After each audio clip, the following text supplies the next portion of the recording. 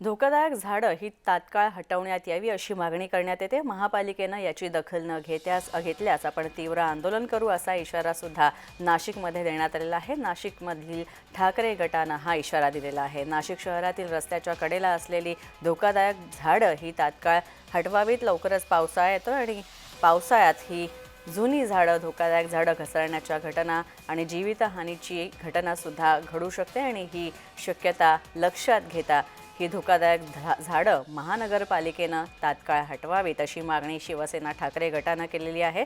तसंच नाशिक पालिकेनं याची दखल न घेतल्यास शिवसेना ठाकरे गट ही आंदोलन करेल असा इशारा सुद्धा देण्यात आलेला आहे।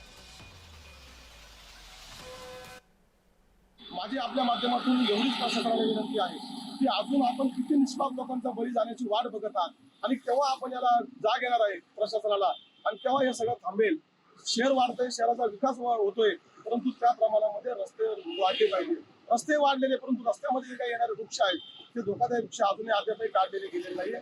माझी आपल्या माध्यमातून कळकळीची विनंती आहे प्रशासनाला की आपण लवकरात लवकर या ठिकाणी धोकादायक वृक्ष काढावे आणि त्याचा विस्तार कमी करावा। यानंतर जर अशा प्रकारे जर घडले तर नक्कीच शिवसेना रस्त्यावरती उतरेल आणि प्रशासनाला याचा जाब द्यावा लागेल।